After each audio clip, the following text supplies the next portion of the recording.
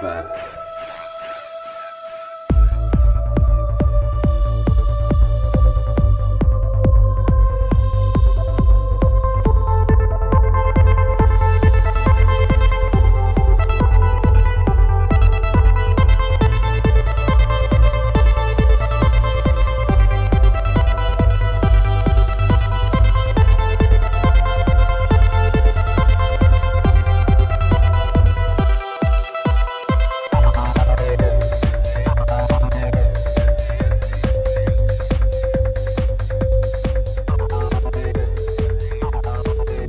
What's up? It's Ricky Varendes, your host. I'm back. Episode, I should really check what episode this was before I was willing to jump into that sentence. I don't know what episode this is, probably 114, 115, something like that. But thank you so much for being with me. There's a little bit of a hiatus.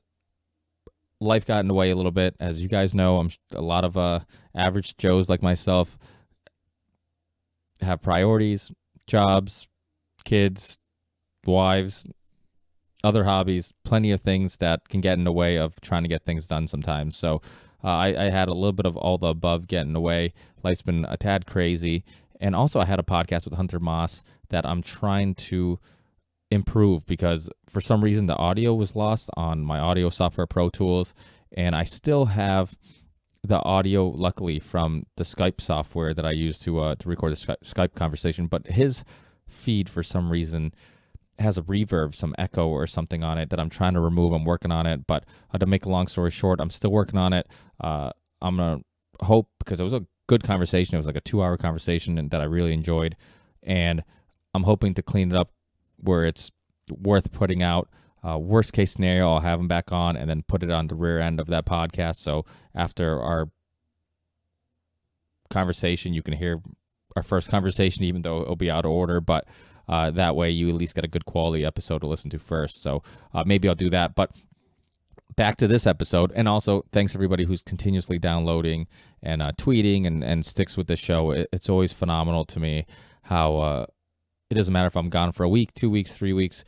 People, once I upload a show, people immediately start downloading, start listening again. So I can't thank you guys enough for that. And Eric Merola, who's on episode 13 a long time ago for the amazing documentary Burzynski, which is also on Amazon Prime, with his new documentary called The God Cells, the Fetal Stem Cell Journey. It's a phenomenal documentary. I won't get too much into it, but he doesn't stray away from topics that piss off Big Pharma and are a little controversial, which is awesome. And they're important topics. If you haven't seen Burzynski, please check it out. That's also on Amazon Prime, and it's like he mentioned on the podcast, it's a new version with some new stuff in there. So definitely check that out. It's one of my favorite documentaries of all time. I was lucky enough to have Dr. Burzynski on the first time Eric Merola was on, and for him to share his story. So amazing documentary, and heart-wrenching, and just, like I said, amazing documentary. So check that out, and check out his new one. And please rate it. Me and Eric were talking about after the show how hard it is to get people to review and rate stuff. And similar to myself, because I have, thousands and thousands of downloads, and yet barely anybody rates it. Apparently, the only people who really go out of their way to rate stuff are people who dislike you. I'm kidding, because I still have more positive reviews and stuff than the negative ones. But it does seem like, with all the positive feedback, I should have a little bit more of that should be reflected on my star rating on iTunes or likes and stuff like that on YouTube and all that stuff. But either way, most importantly, people are listening and people are enjoying it. And, the whole rating thing just comes into play because I think the better the rating, the more likely it's going to be recommended and people are going to run into it. So if you find this stuff important, then that does help with just more people being exposed to it and running into it. But this is a video episode, so please, if you haven't subscribed to us on YouTube, please subscribe to us on YouTube. You can see me and the guests have a conversation side to side, so you can put some faces to these voices. And also, if you want to support the show, you have Theory 6 Music Project, which is all the music you hear on this podcast. And you'll get those links on the show notes on our YouTube channel. And you can also get the links to Eric Merola's work. So please check that out. And also, I have a Patreon page that I started. So please, if you want to support the show, even whatever you can afford. If you can't afford it, then don't worry about it. But if you can afford something, and if you enjoy the show and you want to give me a little bit more incentive to tell my wife that, hey, I need more time to start work on this podcast because I got income coming in, then please support the show. The links will be in the show notes on our YouTube channel. Go to our Patreon page, and you can give us whatever you want per month, whatever you can afford, if anything. So, but like I said, if you can't, no big deal. Don't worry about it. And, I know money's tight for many of us. So enjoy this episode. Eric Merola is an awesome guest. Wish I had a little bit more time to talk, because I could see how we had a lot of other interesting topics and subjects that we could have expanded on. But unfortunately, for once, I was the person on a tight schedule, and I usually try to keep an open window, because some of these conversations I schedule for an hour and then go in 2 hours or 3 hours or whatever. So, but also, actually, that also reminds me, UFC 20, what the hell is it? 209? The Woodley Thompson UFC that's coming up this Saturday, which is Saturday, March 4th. I might be doing a live fight companion. So if you guys want to check that out, stay up to date on our YouTube channel or on our Twitter account. You can follow me at RV36, or look us up on Facebook, the Ripple Effect Podcast. And if you see me, Ricky Verandas, on Facebook, then feel free to send me a friend request. If I don't accept it, I might think you're spam or something. Then just send me a little message just telling me that, hey, I'm a fan of the podcast, and I'll be more than happy to accept it. But either way, my point is, on Twitter and on Facebook, I'll be sharing the links to the live streaming episode for the Fight Companion Saturday. So I'll have a couple MMA friends or fans that are friends of mine here, and we'll be bullshitting about the fights and talking about everything and anything. And yes, it is a little bit of a ripoff of Joe Rogan.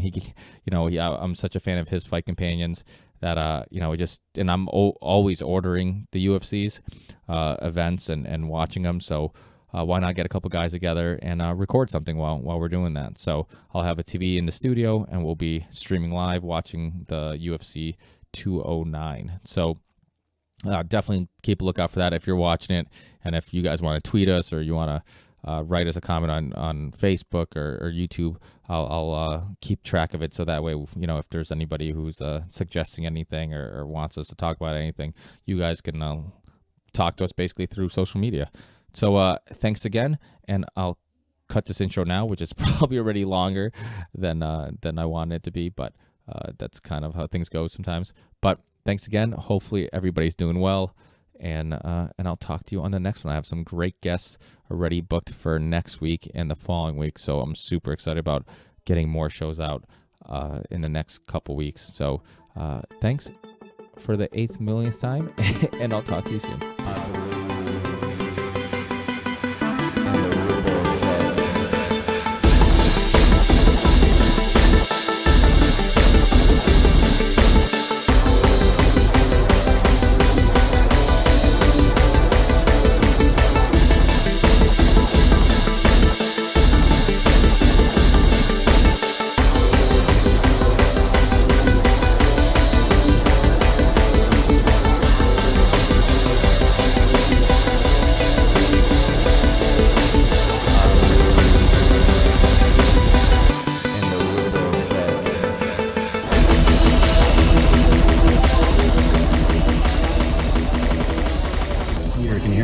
Yeah, I hear you just fine. Great. Thanks for being with me. Hey, thanks for having me.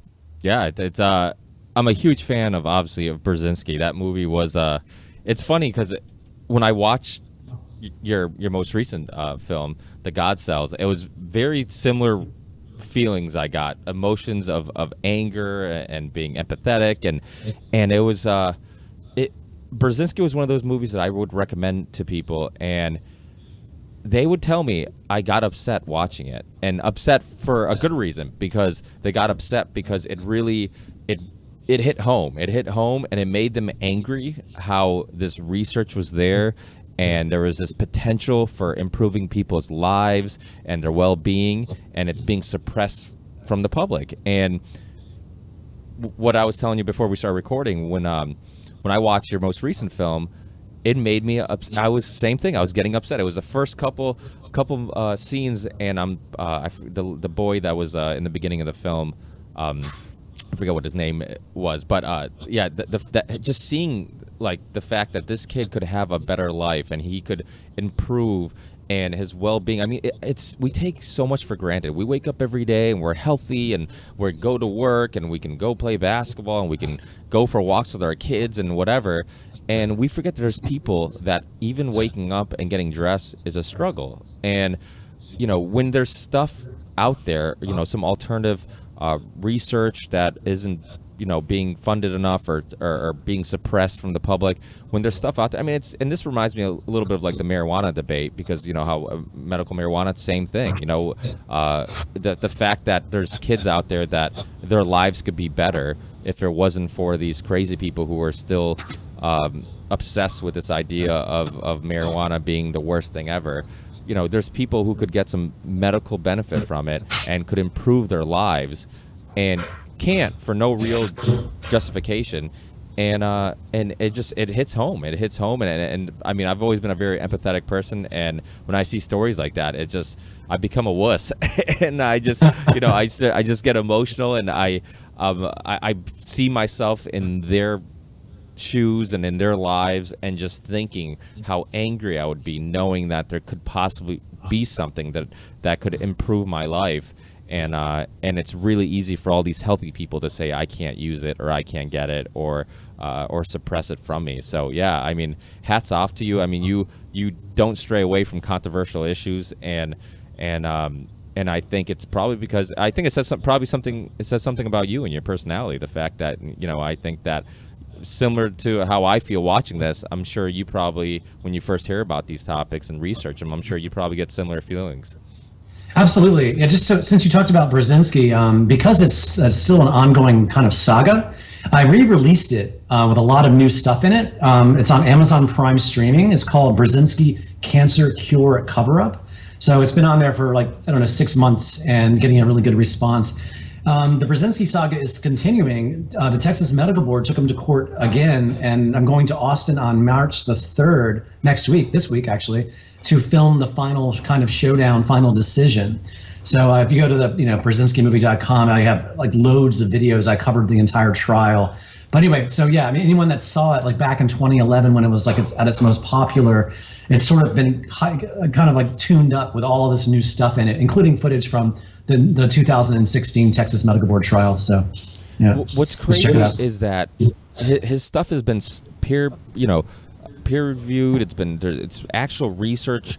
There's stuff on the table that mainstream medicine and mainstream doctors use that are harmful, and yet his stuff is basically harmless. If it doesn't work, for the most part, it doesn't work.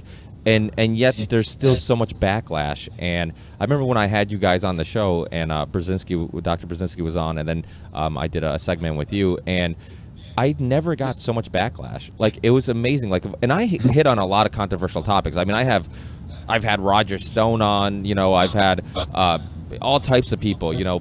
People from the Zionist movement, people progressive libertarians, anarcho-libertarians, people who've done controversial documentaries, 9/11 documentaries, all this stuff, and nothing gets people upset as much as Burzynski. And it's blows my mind, because it's if you do any research on it, it's obvious that really there's no real argument. I mean, there's people who have been helped, and of course there's people that his treatment hasn't worked. But people have to remember that those people were also terminally ill, which means that mainstream medicine gave up on them already anyways, So right. It's such a frustrating conversation with people, because when I even recommend it to people, this idea, hey, maybe, if you have a loved one that's dealing with cancer, maybe you should look into the Burzynski clinic, and he's in Texas and all this stuff. I had him on the show, and I know a lot about his research, and he's helped a lot of people.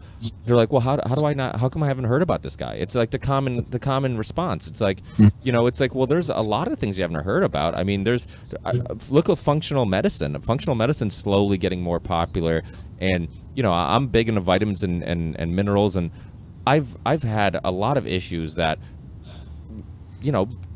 specific vitamins for those issues have helped. And you're not going to get that type of information. A doctor, for the most part, isn't even going to know those options are available, or even, have the knowledge to suggest those things. So it's frustrating. It's amazing the pushback he gets, and it's amazing how he continues to just keep rolling. And even with all the pushback, the fact that the FDA hasn't put him out of business is amazing. I mean, now as a filmmaker yourself, I could just imagine the pushback you've gotten, and the reason that you got so much pushback, especially like people maybe contacting you saying this guy's a quack and blah blah blah, is because it's the same as a group of people. The definition for this group is called astroturfing. You ever heard of astroturf? An astroturf campaign.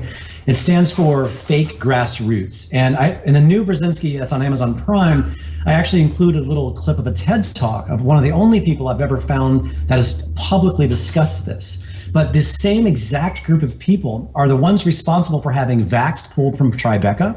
And they're the ones that hijack the Wikipedia page. They write endless blogs. They attack anyone on Twitter and Facebook for both Vaxxed and Burzynski. So it's become the new trend. It's not just in medicine, it's in politics. The politicians use it as well, where they hire all of these bloggers and people, like these trolls basically, whose only job is to go out and spread nonsense or lies or just unintentionally confusing information to do two things. A, to give the illusion that there's a big grassroots movement against something like Burzynski, and B, to just confuse the public to such a point where they don't even know what to believe and they just walk away from it. Does that make sense? Well, so you probably got hit with some of those guys. Well, James Fox, who did the fracking documentary, for some reason I'm a brain fire right now. I'm forgetting what the hell it was called. Gasland. Yeah, I always get confused with Gas Hole because that's another documentary that's really good about the history of the engine. But Gasland, yeah, he talks about that, how if you just plant the seed of doubt, if you just spark just have somebody arguing, even if they don't have the facts correct or they're not right, like just doing that alone will cause people to kind of question the facts that they're reading and if it's legit or not. And that's all you have to do is just plant that seed, even if there's no real merit to it.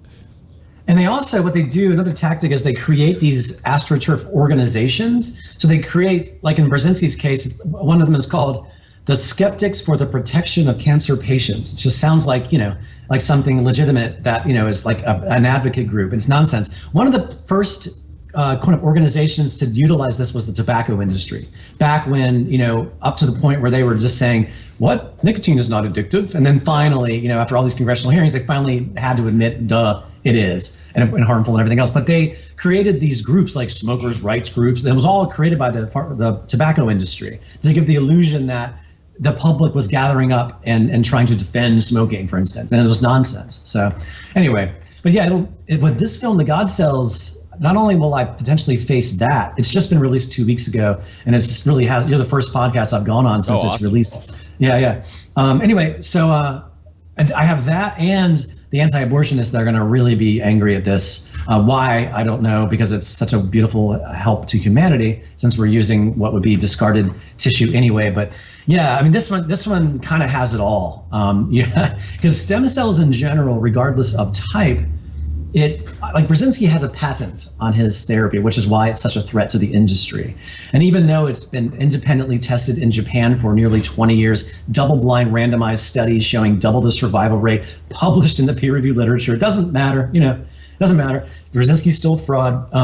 Anyway, with stem cells, anyone with the proper resources can harness them. And in this case, with fetal, anyone can do it, and you can't patent it. The only time you can patent it is when you're getting into the replication process. So say you take one sample of a fetal brain or liver, lung, blah, blah, blah, and then you start to replicate them. However, on that note, all of the experts I spoke to, including the Ukrainians who invented this back in the early 90s, replicating them is not a good idea. But in the only few places in the States that do it and give it in Tijuana, and that's kind of like as a selling point, they say, oh, we don't really need a bunch of abortions because we're replicating it. Anyway, the replication process is where the patents can come in.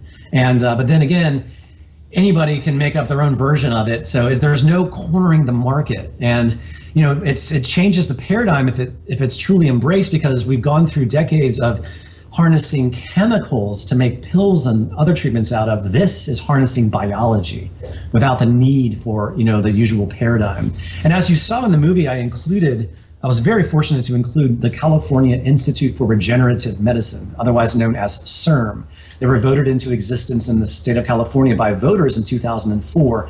They have $6 billion behind them. They have some of the most powerful people on their board, including a former deputy commissioner of the FDA. And as you saw in the movie, the president and CEO is just explaining how they are paralyzed because of the FDA suppression and pushback from the industry. And only 8% of their clinical trials have any pharmaceutical partners. They're only partnering with universities and such, which is not the way to get anything to the market, Yeah. It's wild because, and let's before we get further into this, let's actually break down the different types of stem cells, because you're the film really specifically, and I want you to also get into why specifically you decide to focus on this type, and the benefits, the pros and cons of this one compared to the other ones. And one more thing about Burzynski before we go, I forget this thought when you were talking about Burzynski. David Anthony West, who's actually a friend of Joe Rogan's. I don't know who David Anthony West is.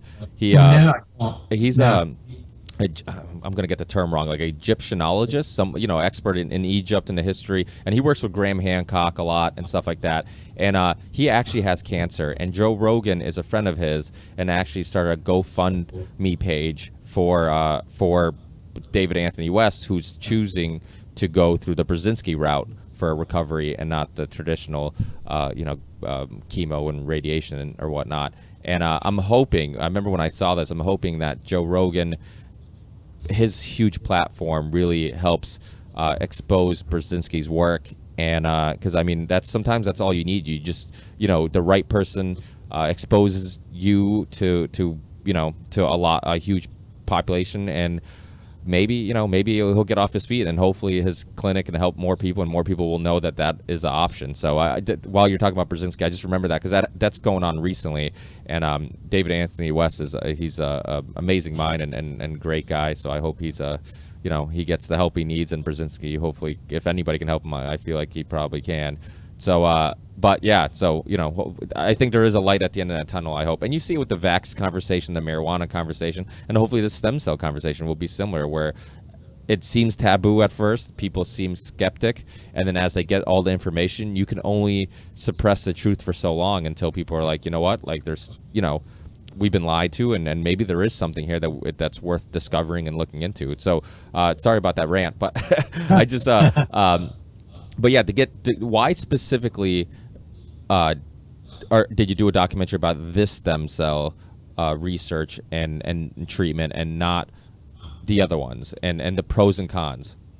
Well, first of all, I like doing films, as you can tell by looking at my body of work, that I only like doing films that have simply never been covered before. I like doing subjects like, why make another marijuana documentary? There's like 1,000 of them, So anyway, in this case, stem cells has always fascinated me. As you can imagine, doing these kinds of films, I get emails from all kinds of people. You should do a documentary about this. You should do a documentary about that.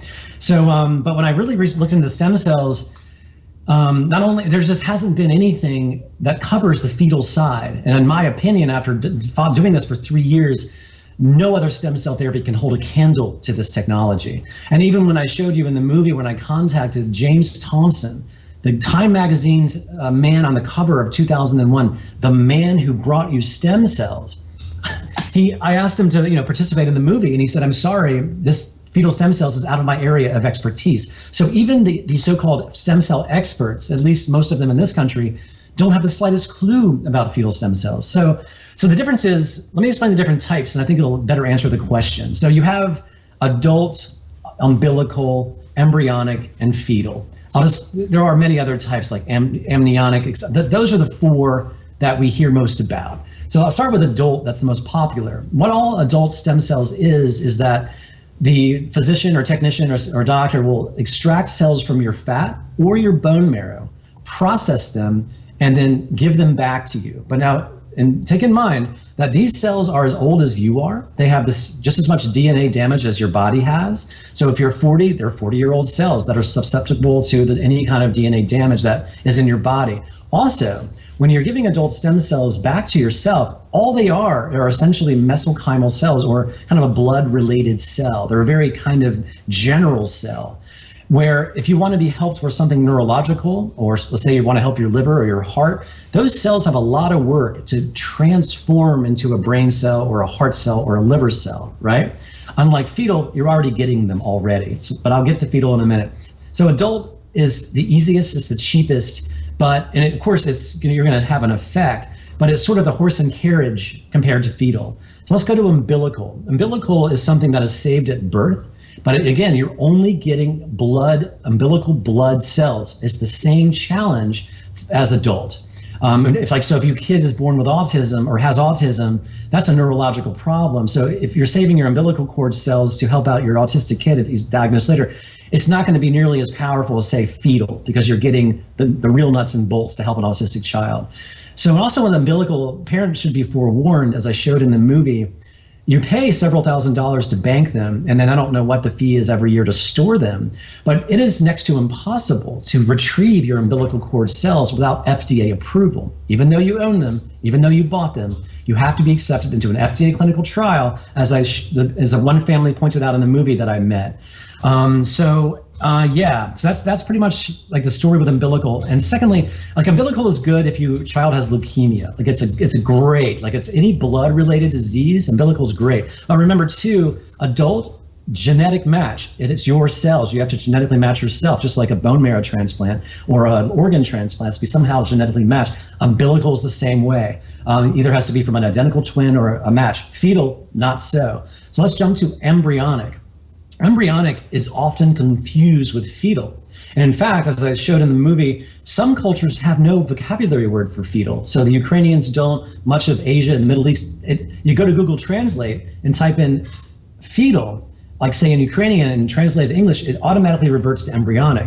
So anyway, embryonic is grown artificially using a stored egg and a stored sperm sample grown in a petri dish, and it's only harvested around 5 days. This thing has not really become anything. And the biggest defining trait of embryonic, which is all through the peer-reviewed literature, is no argument, is that they're very, very dangerous because they can cause non-cancerous tumors called teratomas. Very nasty, disgusting tumors where, let's say you go to Tijuana and get some embryonic stem cells put into your spine. It has been known for people to grow like hair and teeth in the spine. It's insane because they're too young. They're just too young and too dangerous, frankly. So all of the stopping of embryonic research by Bush and then opened up again by Obama it's frankly nonsense. And I said in the movie, sort of don't believe the hype. Embryonic is useless. They might one day get somewhere, but as of now, just go through the peer-reviewed literature. It's just bad after bad after bad.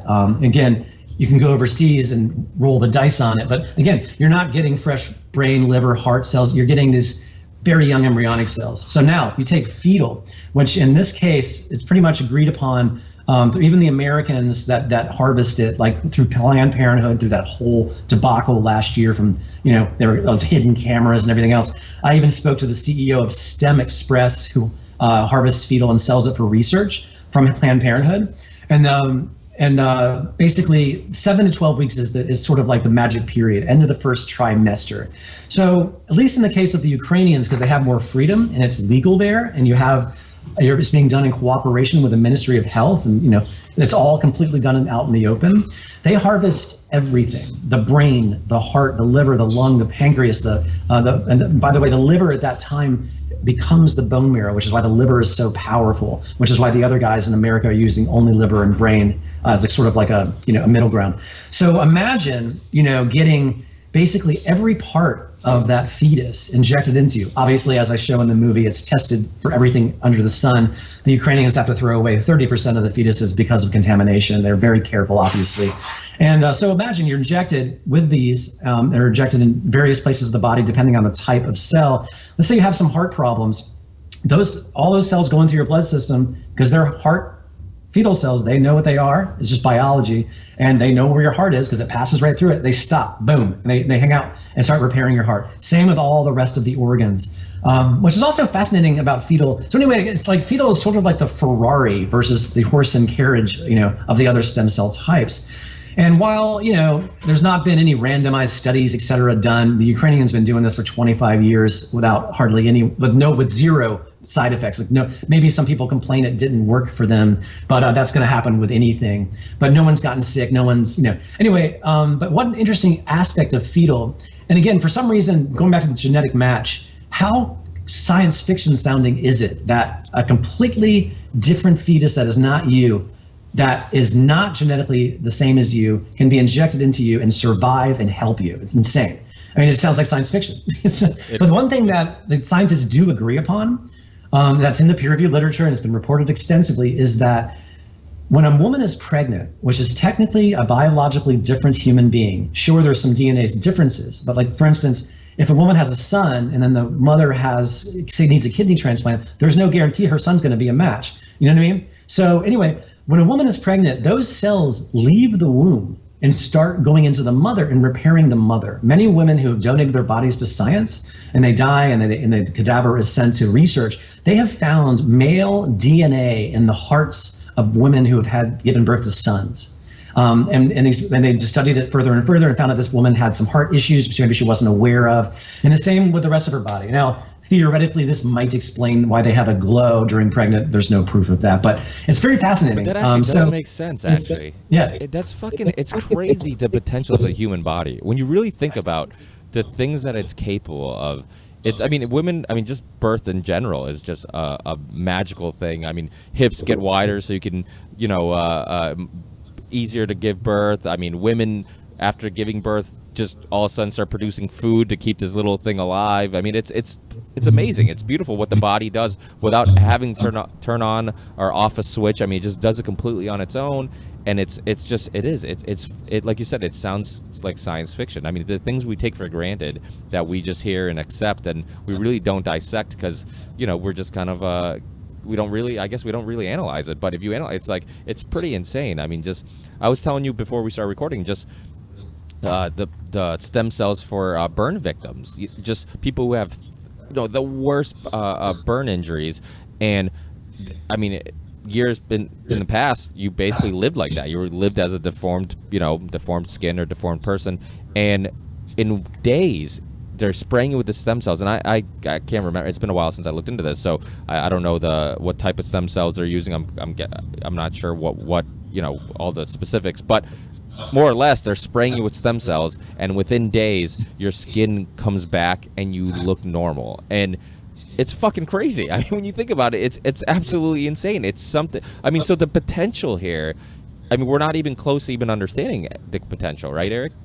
Right. No, in fact, I keep talking about the Ukrainians because they are the ones that invented and pioneered this, and everybody sort of piggyback off of what they discovered. But they were specifically one of the reasons, or all stem cells. Were the Ukrainians the pioneers in just all stem cell research, or just specific fetal? Okay. Yeah, we're the first ones to take very seriously. I mean, it's been toyed with in a research setting, but not in a clinical setting. Not where they're actually administering it to people. Anyway, so. But I lost my train of thought for a moment. Sorry. What were you saying? I was talking about burn victims, the potential. Yeah. Oh, I don't know what it was. But talking about the science fiction, one of the reasons I called it the God cells is because even the people that invented it don't fully understand what they're doing. All they know is that it's biology that's been tested, for viruses, et cetera, and given to people, and it has these remarkable positive effects. So because there's no way to really test to see the amount, they know how many are being injected into you, but after that is done, there's no way to really gauge what's happening other than just keep track of the blood and urine and do ultrasounds and see what changes. And of course, the behavioral patterns, if someone has, say, Parkinson's, that will be obvious if there's an improvement. So it's just literally biology. They just know what to do and where to go. And kind of like God's work, if you would, as the term has been said many times. So and it's fascinating. There's still a lot more work to be done to figure out why, but yeah. Yeah, well, that's the interesting part is that, like you said, like they don't actually know what's going to happen after they do it, and it's different with everybody, right? So it just they do the process and then they wait and watch, right? And like you said, it seems like it just magical things happen, and you don't know exactly what's being repaired or what's going to happen, but you monitor it, and people get better. Now, you actually had some of this treatment. What for people who are listening who haven't watched the movie yet, and it's on Amazon Prime. So if you want to, if you have the Prime membership, you can watch it for free. Rate it, because that's always a huge help for the film. And rate it, review it, do all that stuff. And for people who haven't watched it yet, what exactly did they do to you? I mean, obviously it's kind of a lot of processes, a lot of steps. They didn't fuck around. I mean, they did. They covered everything. It was pretty amazing watching you go through all this. And then, how did you feel afterwards? Yeah. By the way, before I forget, as a standalone, my treatment and the 2 patients in that section of the movie, I created a free YouTube a movie, 29 minutes long, called The M-Cell Experience. So that's online for free as well, in case people don't have Amazon or just want to get a taste of what we're talking about. But essentially, to be honest, I started getting jealous of all of these people getting them for anti-aging and talking about these results. Again, the anti-aging longevity, what that means is, you're just kind of giving your body a tune-up.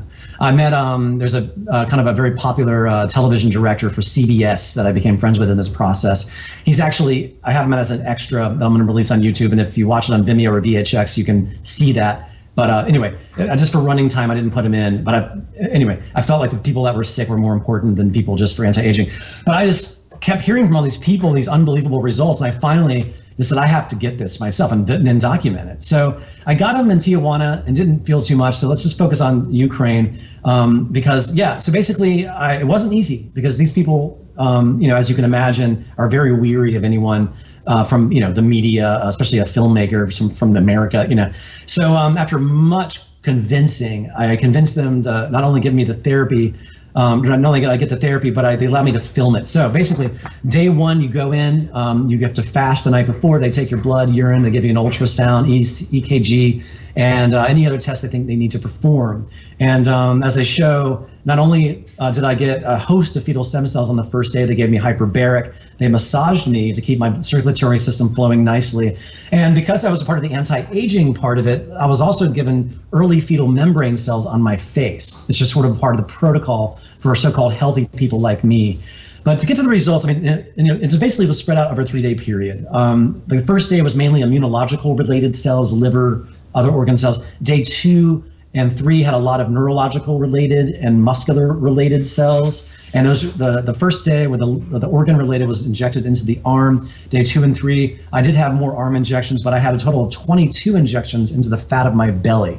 And the reason they chose this location in this case was for these particular type of cells, they have the best chance of surviving because the fat of our bodies holds the most stable temperature, and they release slower than they would in your bloodstream. So they've just done all this research to figure out how to properly administer them. But to be perfectly honest about the results, first of all, immediate things. I slept better. My way of dealing with day-to-day stress was different. It was really hard to describe because this isn't a drug that, this is something different.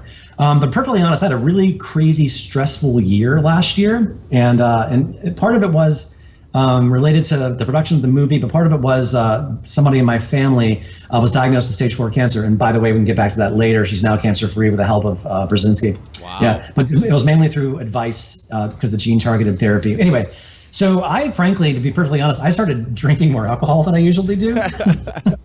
And so my ultrasound showed that my pancreas and liver were a little swollen, and it could clearly because of maybe a higher alcohol intake. And my cholesterol was through the roof, and mainly because I don't know, maybe I just eat too much meat and fat. I don't know why. But there's also a debate: is cholesterol really that bad for you? That's another whole pharmaceutical debate. I've talked about that quite a bit. I'm on the ketogenic diet myself. Yeah, there you go. Me too. So I've been on that too. There you go. So anyway. So 4 months later, I went back to film the laboratory tour portion of the movie. The first trip was filming myself. That was the priority, and some other patients I met from the United States. I went back to film the lab, and they did follow-up blood testing, urine testing, and ultrasound.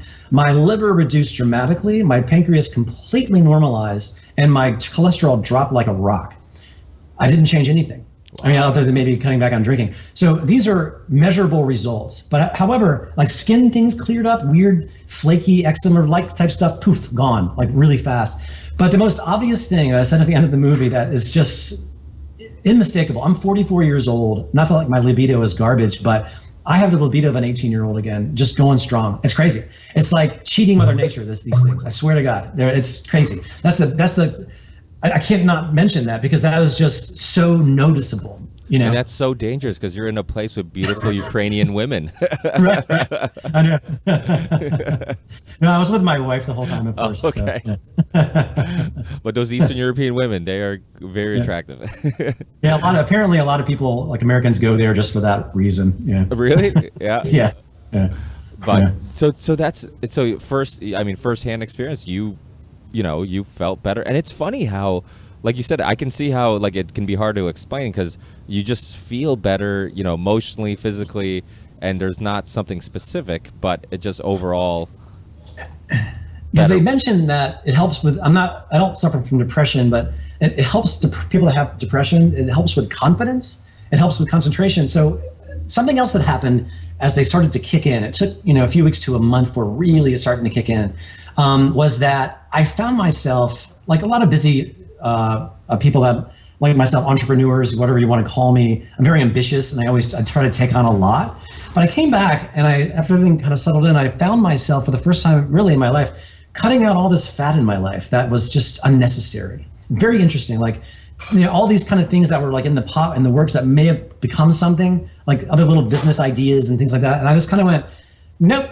Why have I killed myself with this? Why don't I focus on what's necessary and just push all this stuff to the side? Maybe one day I'll get to it. And I don't know. It's sort of like the sky opened up, and I don't know. It's hard to describe other than what I just said. But it sounds like you did like a ayahuasca, Yeah, like right. something. Yeah, it's insane, and this all came from stem cells. I mean, it's amazing how, the potential of this stuff. And I mean, that does sound like, you hear similar experiences with people who do psychedelics, and they use it for that type of being able to reflect and really analyze their lives and kind of remove the filters and all the justifications they use to justify their actions or things they do or procrastinate and don't do. And so it's unbelievable that just with this treatment, no psychedelics, you kind of reanalyze your life. And I mean, this probably has something. People forget our bodies are chemicals. I mean, things are constantly happening. I mean, I had a buddy who's really Christian, and he talked, I don't drink, I don't, because he's like, I don't put any chemicals in my body because I want to be sober and be able to see things from my perspective. I'm like, but how much sleep you got, what you ate, like everything is having a chemical reaction. And everything has an effect on how you perceive things, and so it's just you're just choosing that these are the ones that you don't want to play with. But there's constantly chemical reactions, and from what you eat, how much you sleep. I mean, all different types of things, people that you're around, colors, everything has an effect on your emotions and how you feel. So we forget that something even like stem cells could have. Effect just by us feeling better. And the mind and body are connected. I mean, that's the other thing. Like, people forget the mind and body are connected. When we mentally feel good, physically we feel good. When mentally we feel like shit, physically we feel like shit. I don't know if you ever heard of Dr. Sorno, the back surgeon who wrote the book Mind Over Back Pain. He was a back No, I surgeon. haven't. Oh, it's really interesting. This guy was one of the leading back surgeons in the U.S. and did all these back surgeries, and he was seeing no consistency with like these MRIs and X-rays. He's like, this person has a really fucked up back, and he's saying his pain is a 2, and this guy doesn't have a messed up back, and he's saying his pain's a 10, and he's like, what's going on here? And after seeing so much of this, he started asking questions like, what's going, trying to get into their personal life. Well, what's going on? What are you doing? Trying to figure out if something would kind of give them some type of clue on why these pain thresholds are so different. And eventually he found out that what was going on was people who were dealing with divorces or losing of a job or some of just on unsteady ground in their life, or maybe at just at a place in their life where they're not happy or whatever, they were having the most back pain. So basically their brains had this stress and then was finding a weak place to basically get rid of it. and remove it. So it was he wrote the book Mind Over Back Pain, and very interesting because it's a concept that we really don't think about, is this idea that like our brain health actually helps physically, and that they are connected. I mean, look at the placebo effect. We still don't quite understand. We know that it exists. It's an actual thing that works. I mean, there's people who they cut them and don't actually give them knee surgery, but they think they did, and so they feel better. Or even like the research with people in hospitals who see nature outside the window compared to more hospital, they statistically recover faster and better because I think hospitals in general are kind of depressing. You walk into one, I think you automatically feel worse, so maybe just seeing nature, just kind of getting you away, that little visual escape from where you are, helps mentally. So I think there's a lot so similar to stem cells, not to go on another long rant, which I'm typically do, but similar to stem cells, there's a lot. I think there's a lot that we still don't know, and there's a lot of potential. And even though science has explained a lot, 100 years from now or 200 years from now, we might look back and say, we got a lot wrong, or there's still a lot that we didn't understand. So, this stem cell thing is insane. You had all these benefits that I'm sure unknown to you, you didn't think were going to happen, and and you feel better, you look better. And how long did those? I guess I should ask you a question. How long did those effects last after the treatment? Sure. I'll answer that question in a second. You're talking about feeling better and looking better. And if anybody in Colorado is listening, I was just in Denver this week to record a special to air this movie. It'll air many times over the course of this year in Colorado on PBS Colorado, starting March 13th. But I was there 4 years ago to air Burzynski, to do the same thing. I'm there in person because I introduce it and I answer questions from the the anchors about the movie during breaks, and it's for their annual fund drive, because it's a public, kind of like what NPR does. It's a public station, so they need public funding, and they sell my DVDs as gifts, and but all of them, including some of them, had not seen the movie yet, said that I looked younger today than I did 4 years ago.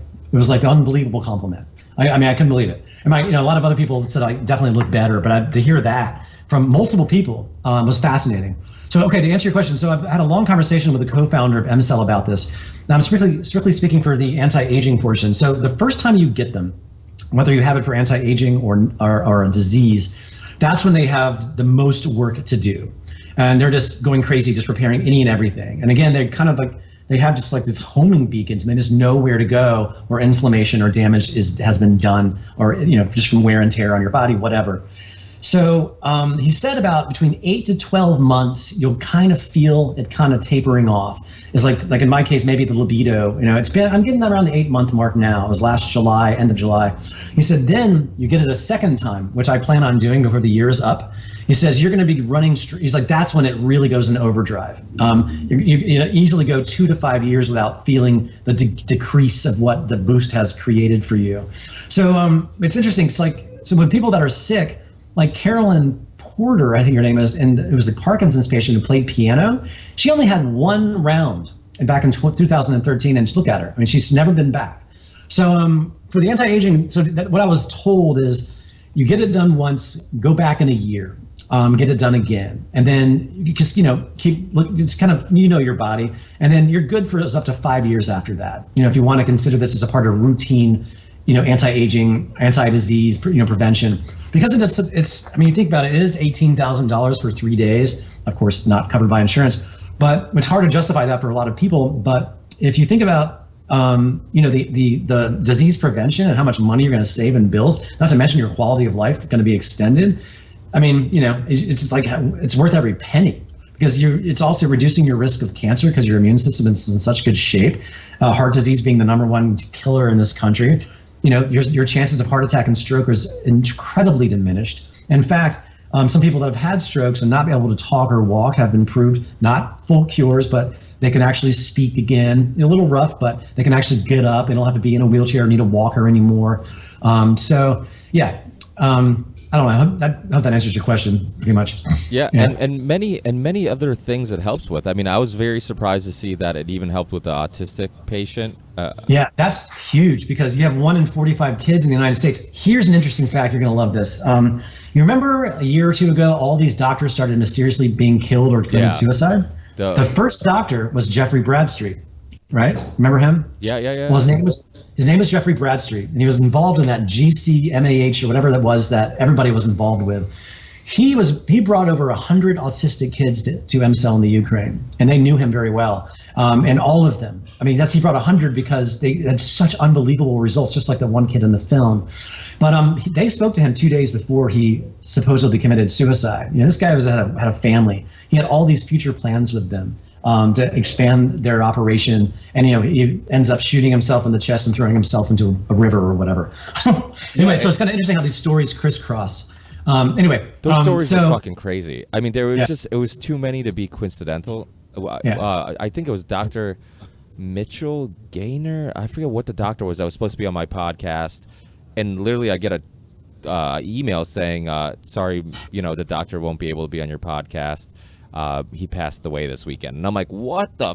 I'm like, and it kind of blew my mind. I'll tell you, it was like the first time I've ever got chills. I'm like, really? And because at the time this was still kind of just happening, and I'm like, oh, maybe it's coincidental, and I'm like, okay, this is starting to get really weird. And then I think a week or two before, he was just on Tom Hartman's The Big Picture show on RT, and the progressive radio host Tom Hartman, and the doctor looked healthy and fine, and he was, I mean, obviously just seeing a guy during an interview, you don't know what's going on inside them and how they specifically feel. But, it was really weird. What's your opinion on all that stuff? Do you think it was, too much to be coincidental? I mean, when you hear stuff like this, I mean, I remember you brought up the doctor. I remember hearing his name. I didn't know too much about him, but, I mean, it does seem a little coincidental, too much to be coincidental that all this stuff was going on, and so many. I mean, it just kept adding up, and it's amazing how it didn't get any mainstream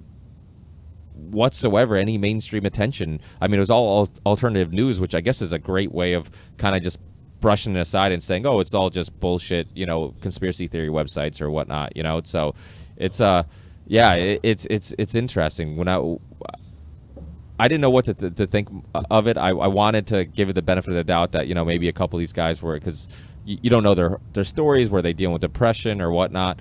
But eventually, when you look at the list, when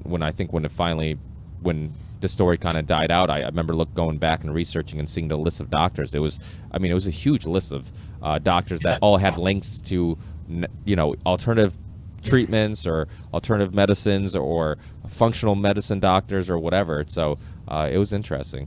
Yeah, I mean, to answer your question, I mean, I just had to look it up. The substance is GCMAF. I have to admit, I don't know a whole lot about it because I'm sort of, I get tied up with my own stuff. But it's, from what I understood, is that every single one of them had some kind of relationship with looking at it. And they were communicating with one another for the most part. I'm not going to pretend to know what the heck happened. Clearly something very fishy and shady was going on. I mean, I met people that were friends with Bradstreet, in this journey, and they were like, there's no way this man committed suicide. It's not possible. He had a wife, he had children, we had all these things we were ready to do. They look at somebody like Gonzalez, who was a cancer doctor in New York. He died of a mysterious heart attack. All of them died in these weird ways. Like, one doctor was found at the bottom of a ravine hiking, Yeah. It's like, But anyway, the heart attack thing, not to get too conspiracy theory like, but it's a fact. In the 70s, you can find it on YouTube. The CIA developed a way to inject you with it's with a substance where they can do it where you will never even feel it. That will give you a heart attack within a couple of hours. It's a reality. And here we are, 35 years later? I'm sure they've really honed that technology quite beautifully. So, well, look what just happened with, what was it, Kim Jong-un's stepbrother or whatever? I mean, some lady walks by him, and next thing you know, a couple minutes later, he's dead. I mean, that stuff exists. I mean, this stuff exists. Exactly right. It's there, and this spy stuff does happen. I mean, people are constant. I mean, look what Edward Snowden's story is a fucking fictional movie. I mean, I know. it's a fictional movie. You watch Snowden from Oliver Stone. The fact that that's all accurate is insane. When you think about, you can go on a Google search and somebody who works for NSA or Booz Allen or whatever could be watching our webcams right now. I mean, and reading our emails, and I mean, it's crazy. And by the time, like you said, and this was like you were talking about the technology in the 70s. I mean, by the time this stuff is mainstream, the military and the CIA and intelligence their technology is so advanced from what the public knows and sees that we don't know what they're capable of. I mean, you look at facial recognition. I mean, Facebook had it years ago, but I mean, who knew how many years before that, the CIA or the government was dealing with it? So it's, and anytime there's a lot of money involved, you have to assume there's going to be some corruption, and people have died for much less. So, it's just... Yeah. You gotta remember, I always like, this is because sums it up for me. I mean, you gotta remember, there's a reason why they call it the establishment. It has been established. It is not meant to be altered. So, when you have a new set of politicians coming in, they are there to protect the establishment. And the same goes for industry. That's why everybody was scared to death of Bernie. He was gonna change the establishment. But yeah, so I mean, it just makes sense that you have protocols in place to protect what you have established. Simple as that. So if it means killing people, whatever it takes, you know what I mean? But I don't know. Well, we talked about the ketogenic diet. Look how many years people have been lied to. I remember being in school, and the food pyramid, the bottom of it was all grains and carbs, and what the... I'm like, and then you're wondering why everybody's obese. I mean, you look at that now, and it's just that's fucking insanity. You're giving kids a horrendous habit that's going to be very hard to break later in life, because you spend all these years of eating pastas and rice and breads and all this stuff that's very hard for your body to break down, has very little to any nutritional value, and your body's really not designed to eat, because before agriculture we didn't eat grains and stuff like that. So it's just it's really interesting how when money gets... and sugar, I mean, look at that documentary, Sugar Coated. Perfect example of how the sugar industry spend tons of money hiding the fact that that it's not just empty calories. They are dangerous, and they're linked to all these medical issues. So for a long time, people are buying low-fat sour cream and low-fat milk and all this other low-fat stuff and not ever paying attention to the sugar amount in it, when really that's what they should have been paying attention to. So. It's insane. So when there's money involved, I mean, the propaganda is endless. What they can do is endless, and it's just nothing should be off the table. And the way I look at it is that when you've been lied to that many times by government, by industry, you have to, the way I look at it is you're guilty until proven innocent. I'm going to think that you're bullshit until you prove me otherwise. I tell people all the time, sometimes people are like, oh, you're too skeptical at times. And I'm like, well, that's because, if your girlfriend lied to you or your wife lied to you 1,000 times, next time she says something, you're going to doubt her, right? I'm like, that's the same thing with the government and with corporations. I'm like, their interest isn't our interest. And, they want to stay in power. They want to, they have their own lives and reasons to do the things they do, and doesn't involve us.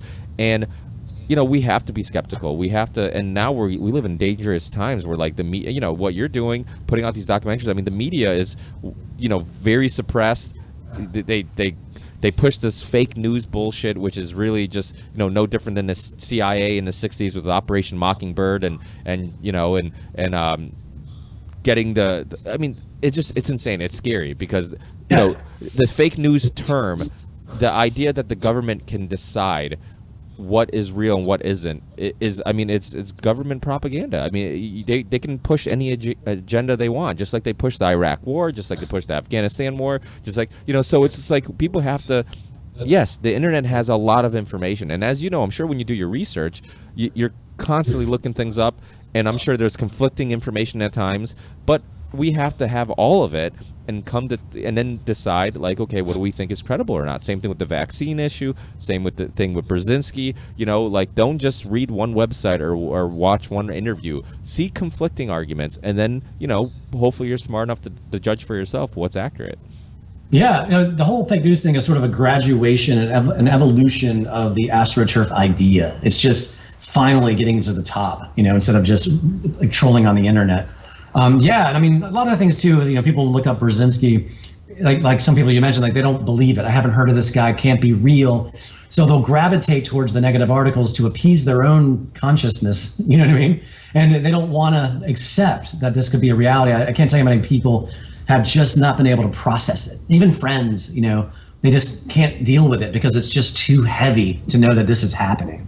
I think that's a big part of it. Anytime you're talking to somebody and you say something that basically makes them come to the conclusion that they're possibly wrong completely about something, your first reaction is to deny that what you're being told is true. Like, no, I'm not wrong, or it's like telling somebody, hey, everything's an illusion. First reaction would be like, you're bullshit. It's bullshit, like, so it really is. I mean, and we're emotional creatures. I think a lot of times we believe that we look at the facts, then come up with a conclusion, but the truth is we have a conclusion and look for the facts to back that conclusion, and that's usually the case. You get in, and now, I mean, obviously this country, like I guess a lot of the world at the moment, is being separated, and people are picking teams and whatever, and you get in a discussion about anything, and it's just like people are never willing to say when somebody else makes a point. They have all their their defense mechanism to, okay, on this topic this is my rebuttal, on this topic this is my rebuttal, and it's just like they already know nobody's actually sharing ideas and having discussion and being open-minded, and I think that's a huge issue. Yeah, well, you said it best, actually. You have two categories of sort of the human response to stories like this. You have the factual side that you can prove. Then you have the emotional side, which is the reaction. And most people gravitate towards the emotional reaction and have blinders and don't want to see what you can prove. And they'll just kind of make up their decision that way. And that's the same with Republican versus Democrat. It's ridiculous. And as you know, I mean, that's the way the establishment prefers it. Because as we remain divided, it's much harder for people to come together to change anything. Exactly. Keep everybody arguing about abortion. Keep everybody arguing about climate change, so we can go off, being busy doing what we need to get done. Half of these politicians don't even really fully believe what they talk about. Oh, absolutely. Yeah. So I mean, I've had Jack Abramoff on, the lobbyist, who did the documentary Casino Jack. And I mean, it's same thing. I mean, just the stuff that he was getting away with, and I mean, and the fact that he was giving politicians the language that said, "Hey, this is what's going to be in the bill," and they don't even read the shit. They just fucking get it in there, and that's it. Like, it's so crazy. That's why sometimes you see some of these debates, and somebody's calling somebody out for a bill, and you could tell like they're not even sure what they voted on because they probably didn't read it, And it's like, oh well, I didn't vote for it because of that. I voted because of this, and it's so nonsense, and the whole system is corrupt. And what you said is so important, because I go to the gym, and I'll get in conversations with people, and I'll talk to people who are like, yeah, the people living off welfare and all that stuff, and people, it's just like, I'm working my ass off, and and I'm just like, do you not see what they're doing? They're getting all of us who are all equally getting screwed, like, to fight within one another, and we're fighting, and while we're all fighting, the people who really are benefiting, like the billionaires who are getting subsidies, which are more a bigger percentage of our taxpayer money than the social blankets we got. Like, it's insanity. Like, we don't ever complain about $1 million companies getting subsidies for stuff, but yet we complain about the person who lives in probably a really shitty part of the city, in an apartment with 1,000 other people, and doesn't have any money. Like, we're mad because they have any luxury whatsoever. Oh, they have a big screen TV. I walked it's like, oh, okay, you're right, because everybody don't get me wrong, our poverty, the poor people in America are better off than poor people in many other countries, but you don't fix the problem by removing food and shelter from them, because all you're doing, even if you want to be selfish about this issue, all you're doing is creating a more dangerous environment for yourself, because people who don't have food and shelter will steal and or become addicts and end up harming somebody. So you're better off helping them and than you are not, and then your son or your kid or your house gets broken into or whatever, so I think, like you said, it's so important for us to realize that all these issues that they're that they do such a good job sparking these conversations about abortion and gay marriage and all these things. And while we're all fighting about this, the people on top really don't give a shit about ideologies. They don't. It's like that movie, the Network. You know, remember The Network? Yeah. One of my favorite movies. Makes as much sense today as it did when it came out in the 70s. You know, there's only DuPont and there's only, these big corporations. They don't care about countries. They don't care about borders. They don't care about ideologies or nationalities. They care about, making money every quarter and constantly growing. Like, that's all they care about. More power, more money. And they don't care how they do it or where they do it or who they harm to do it. And I think when we all realize that, then that's when we'll have an uprise of minds and people will come together. Yeah, totally. I mean, you mentioned the guy at the gym with the welfare argument. It's interesting because, again, going back to sort of like the astroturf or the propaganda, whatever you want to call it, that kind of feeds that kind of conversation. But yet you never hear them complain about the billions of, like, if you look at how much money is spent on welfare each year, say compared to the bank bailout, it's like pennies in comparison. You have the huge bank bailout where they just completely screwed everybody. You don't see many people complaining about that. No one gets prosecuted, but one guy. Then you have Wells Fargo recently that was totally creating fake checking accounts to like grow their stocks, in people's names, and no one gets arrested for that. No one goes to prison for that. They just get a little slap on the wrist from Congress, and off they go to do it again. And so people just have their priorities of what they're complaining about a little backwards a lot of times, But yeah. No, I mean, I get the argument that, you don't get somebody off their feet and you don't get them. I mean, you don't always motivate somebody to work by giving them free shit. But I mean, we have to understand that it's a bigger issue. Like, people are talking about specific issues.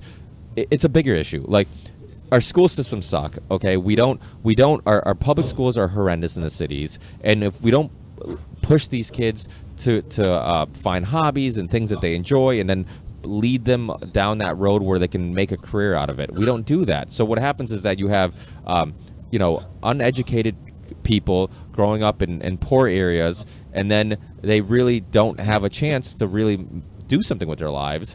And then we complain about giving them, so it's like, we don't fix the issue by continuously, giving them welfare and giving them shelter and all this stuff. But we also don't fix the issue by removing those things either. We have to find a way of breaking the cycle. I mean, shithead parents will raise more shithead kids, which will be shithead parents, and then they'll raise more shithead, and it'll just be this vicious cycle. But we have to break the cycle. We have to do something where it helps people get out of these things. I mean, there's a book called Drive. I forget what the subtitle is, but it's about what really motivates people. And you look at all the greatest minds, in history. Nikolai Tesla, Elon Musk, who seems like our generation's Tesla. These people, the greatest painters, the greatest musicians, Rush, whoever, Iron Maiden. I mean, these guys didn't pick up a guitar because they hated. I mean, because they were trying to make money. I mean, maybe the hair bands did, but those, some of the hair bands did, and that's probably why they didn't last. But the ones that lasted, the ones who made great albums and great songs and great paintings and great films, you're motivated by your work. You're motivated because you're passionate about what you're doing. So what we need to realize is that if we can get people passionate about things, educate them, and then motivate them to do things that they enjoy, then you get them out of these things. But to just not educate them and then say, hey, well, now they're on their own and screw them. It's like, no, the system failed them, and now we want to just leave them hanging. Yeah, precisely. No one wants to look. All of these things are symptoms of a larger sickness, if you would. The banks being corrupt, people on welfare, whatever it is. They're all symptoms of a larger problem. And something else I think people forget too is we're not born greedy. We're not born racist. We're not born these terrible things of parts of humanity. This is taught and learned throughout life. So it's just, there's a much larger problem to be tackled here. If you know what I mean. It's just, I don't know what's going to happen anytime soon. And of course, I think the monetary system, not to sound like a communist, because I'm sure everybody calls you that, but the monetary system in and of itself, maybe we need to readdress it, because it is the root. Maybe it's become archaic because it's not working. All it does is divide people more, gives the rich people more, it gives the poor people less, and it creates an environment where people are forced to lie to one another, forced to screw each other over to survive. You know what I mean? And but yeah, you're right though. But I kind of got off track, but yeah, I do what I do because I'm motivated genuinely by it, not because because frankly, documentary films are far from profitable. The only reason you can make them is either charge up your own credit cards or find someone. I'm at the point now where I'll reach out to people that have a lot of money and say, look, I'm thinking about doing this film. Can you help me out? You know, that's usually how it goes now. But yeah, I mean, the return, you know, like on Amazon, I get like 6 cents a viewing, you know. Like really? like 6 pennies a viewing, you know. Yeah. And it's like, it's not, you know, no one buys DVDs anymore, you know. Yeah, and was there more money in DVDs, selling DVDs, than obviously streaming? By far. Yeah, because by far. you know, it costs a few dollars to make a DVD. Someone buys it for 20. You know, that's how I was able to make my second and third movie, because Burzynski was so successful, and it was kind of like at the last bastion of people still buying them. Yeah. You know what I mean? It was back in 2011. And funded 2 more movies based on the Burzynski sales, so I reinvested it. But the most recent one, I had to raise money to make it. That's I've had a lot of documentary filmmakers on, and that's the reoccurring theme you hear. It's how, I mean, you can't argue that they're motivated by money, because there's no money in making documentaries. You know, it's really hard to make it profitable. So for me too. Like again, like I said earlier, I like telling stories that have never been told. Like no one had heard of Burzynski before I came along. Second Opinion, my third movie, that story had kind of been floating around, but one of the reasons I told that, which is also on Amazon Prime, is because it was that story that got me into all of it. The guy wrote a book about his experience at Sloan Kettering and this huge cover-up that was happening. And again, you have the God cells, like it's like the Holy Grail. It's got all the things that interest me, and no one has ever even heard of this therapy, you know?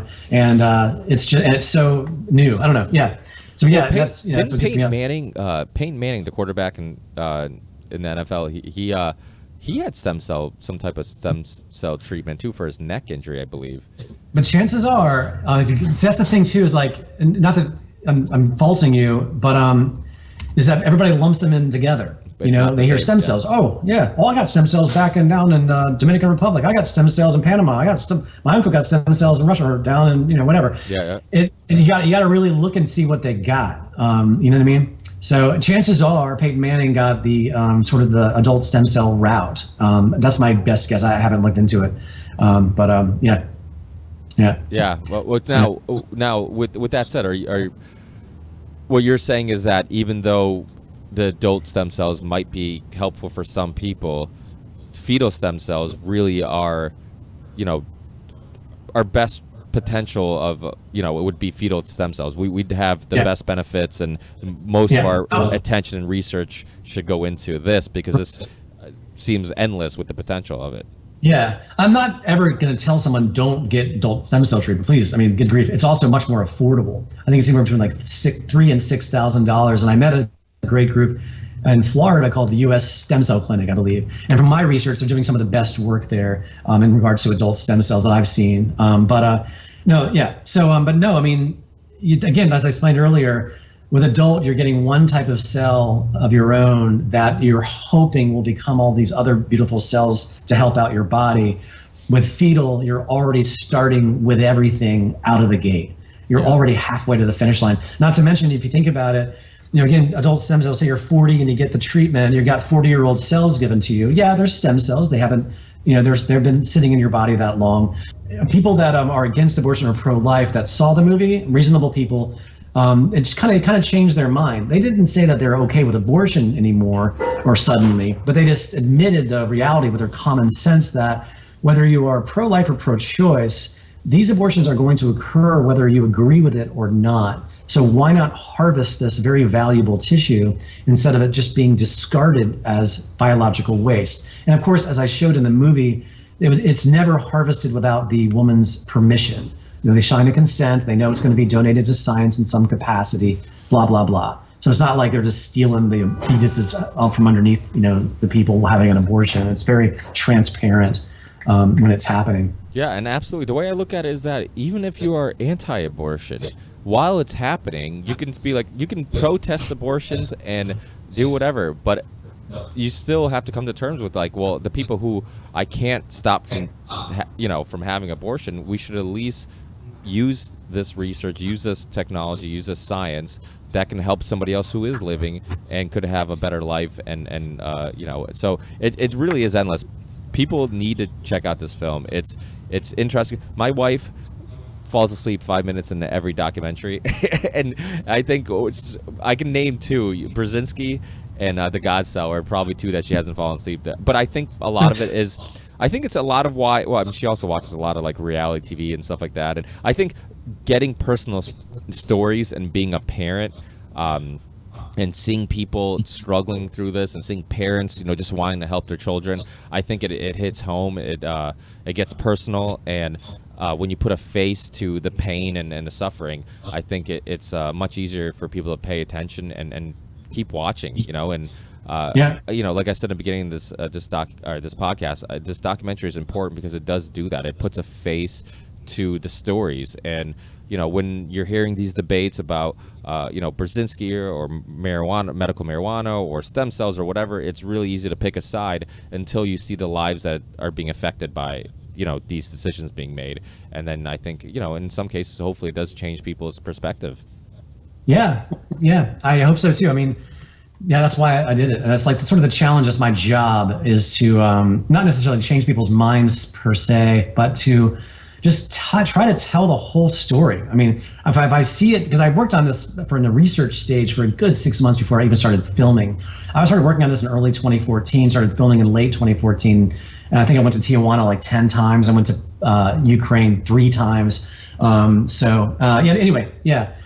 Going back to like the abortion issue, it's interesting the perspective of, okay, you're not allowed to kill a human being in the womb, but the moment they're born, it's okay. Whatever can happen to them, happen. Fine. You know what I mean? So what if you can't afford to have it? Good luck. You don't want to have vaccines because you're scared of autism. Oh, guess what? Kid's not going to go to school. Oh, you got cancer? You want to go to Burzynski? Nope, can't do that. You can't get a job. Why don't you pack on a machine gun and go out to the Middle East and get your head blown off? That's perfectly okay. Yeah. You know what I mean? But how dare you, watch out for yourself if you realize you can't. It's not a good idea for you to have this child. I mean, how dare you? I mean, what more of an invasion of your privacy and rights can that possibly be? In my opinion. I completely agree. I mean, I'm very much not when it comes down to economies, but when it comes down to just human rights, I think I'm very much a libertarian. I think people should have the right to, as long as you're not affecting somebody else's right and pursuit to happiness, then everybody should have their own pursuit to happiness. And if that means that there's a treatment that you might not agree with, or it's a little controversial, or that people want to use, then who am I to tell you can't? If it improves your well-being in your life and decreases some of the pain and suffering you deal with on a daily basis, I just think it's a selfish thing to do to stop people from being able to have these options. So I think what you do is phenomenal. I think people like you are needed in this world to hit on these topics, and even myself, who I try to stay up to date with nutrition and health and alternative medicine and functional medicine and all that stuff. I love talking about these topics because I think every podcast I do like this, it could be helping somebody who hears it and really looks into it for themselves and maybe change maybe the way they're living or how they deal with a sickness or disease. So I think these topics are really important. I mean, we could talk politics all day and whatnot, but these topics can really change lives much quicker because there could be somebody who's listening who could end up getting this treatment or So I think it's such an important topic.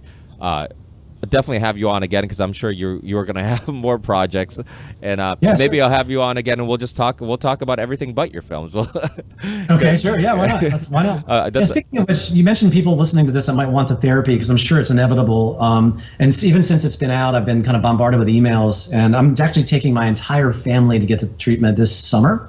Everybody kind of scrounged up what they had. Luckily, one of them inherited some money, so they're able to help out the others. And I'm just total strangers. I said, well, if you go during this time, we can meet. And I know might be weird for you to be in this strange city. Like, although Kyiv is just an amazing experience. It's like I've been to Prague and Warsaw and Krakow. It's just it's an incredible city, incredible people, incredible food, very safe. Anyway. But yeah, if people want to contact me to ask me questions, I love answering the questions. info@stemcellsmovie.com, or as like sort of my general inbox for those kinds of questions. It's separated from my personal account, and you can post that as well. And it's on the website. I make it very obvious that people, because I did the same thing with Burzynski when it came out. I was bombarded with cancer patients, and I did my best to speak to them within reason. I can't spend every waking moment always speaking to people, but I'm happy to at least try to point them in the right direction. Like they might say, well, what are the statistics at the place M-Cell on multiple sclerosis? I can provide that for them, because I've already been acquiring that information, things like that. And because since I know them now, it'll help, kind of streamline the process if they want the help. I'm happy to do it. Awesome. And I also know like where to stay. Like they recommend hotels. Well, they can too. I've spent probably a total of more than a month of my life there, to the point where I know some of the waiters, like from the restaurants, they recognize me because always go out to dinner every night when I'm there, and it's also very inexpensive to do so. But anyway, yeah. Awesome. Yeah, I'll put that in the show notes, and people definitely check out the documentary. Like I said, please rate it and review it. I know even myself, I'm guilty of watching or documentaries or listening to podcasts or whatever, and I don't, I forget to give it a 5-star or whatever review. And as a filmmaker or a host of a show or whatever, it goes a long way with just helping people find these things, these works, and so please do that. So thanks a lot, Eric. I really appreciate your time. Keep up the amazing work. I'm so glad you contacted me with this. It's funny because every once in a while I'll look up filmmakers who've been on the show. I'm like, I wonder what they're working on now, and so I'm glad that you got a new film that came out, and I'll be excited to see what you work on next. But obviously this film just came out, so you got a long run and a lot of questions to answer and of advertising this. So I'm going to definitely do my best to put this out there and expose this very important information. Thanks. Yeah, you caught me at the very beginning of the process. We might hire a PR firm, things like that, to try to get this really to hit it, kind of make it what Burzynski became, basically. Yeah. If I can relive that again in popularity, I'd be very happy. We're still trying to get it on Netflix. It's not. They haven't said no. It's a very long process. That would be a huge boost if that occurred, obviously. So yeah, thank you. Thanks for helping to spread the word and having me on. Well, that's why I have Amazon Prime and Netflix, because there's a lot of things that are Amazon Prime that aren't on Netflix and vice versa. So I try to have all the basically. I mean, I've been subscribing to Netflix forever, because at first that's about all they had on there was documentaries that was worth watching. All the movies were really old, so and I love documentaries, so that's really when I really started binge watching documentaries, when I first got Netflix digitally. And that would be a huge help. But I think Amazon Prime is getting pretty popular now, and hopefully it gets some attention there, and hopefully it keeps growing, because like I said, like this, it's an important topic, and anytime you're talking about research and information that could really change people's lives, I think it's really important to get this information out there. At least people know that the option exists. Right. Absolutely. That's what I say. I mean, while we are stagnant in the U.S., we're making great strides in many other areas, but things like this that are this big of a change in the paradigm is just not going to happen in our lifetimes. But it's good to know that we can get on a plane and go to, say, Kyiv, and spend a week there and get it, Yeah. And it's just, at least the option is there. Yeah. Which is better than nothing, Yeah. Oh, absolutely. And this information needs to be out there, because just like Burzynski, you're going to get the common response of, if it's so great, how come I've never heard of it? And Right. I think people have to realize that doctors are very behind the research. By the time the research is published, taught in universities, taught to future doctors, and they suggest it to you, I mean, a lot of these doctors aren't really up to date with a lot of this research, and so people have to, kind of do their own research and then look into things. So, but yeah, thank you so much. Enjoy the rest of your day, and we'll stay in touch, Eric. Thanks. Thank you. We'll definitely stay in touch. Thanks. Take care. All right. You too. Bye-bye. Bye.